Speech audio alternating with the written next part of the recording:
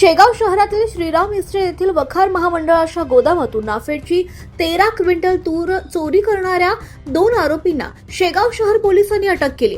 CCTV फुटेजच्या आधारे तपास करत पोलिसांनी चोरीस केलेली तूर, गुन्ह्यात वापरलेले टाटा एस वाहन आणि बारदानासह 2,65,900 रुपयांचा मुद्देमाल जप्त केलाय। या प्रकरणी वैभव दीपक देशमुख यांच्या तक्रारीवरून गुन्हा दाखल करण्यात आला होता।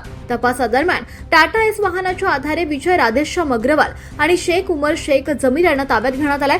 चौकशीत त्यांनी चोरीची कबुली केल्यानंतर दोघांनाही अटक करण्यात आली आहे। ही कारवाई जिल्हा पोलीस अधीक्षक निलेश तांबे यांच्या मार्गदर्शनाखाली शेगाव शहर पोलिसांच्या गुन्हे प्रकटीकरण पथकाने केली आहे।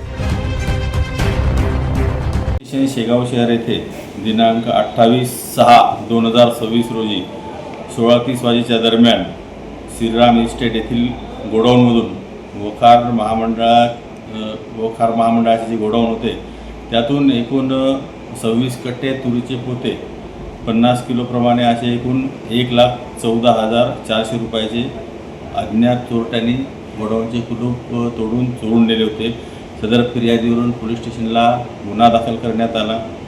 सदर गुन्हे पोलीस स्टेशन शेगाव शहर येथील गुन्हे प्रकटीकरण शाखेच्या अधिकारी अंमलदार यांनी सदर चोरीच्या गुन्ह्यात वापरलेले टाटा एस वाहन क्रमांक MA 04 GC 3430 हे जप्त केले।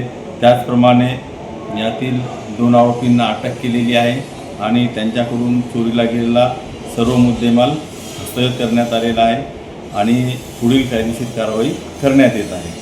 तर आरोपीचे नाव? यात 2 आरोपी आहेत। त्यातील आरोपी क्रमांक 1 त्याचे नाव आहे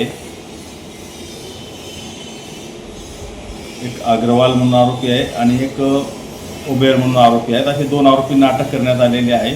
आरोपी क्रमांक 1 विजय राधेश्याम अग्रवाल राहणार शेगाव, तसेच आरोपी क्रमांक 2 शेख उमर शेख जमीर राहणार राळसना, अशी 2 आरोपींची नावे आहेत। 24 लाईव्ह महाराष्ट्र न्यूज साठी पंकज तायडे, शेगाव।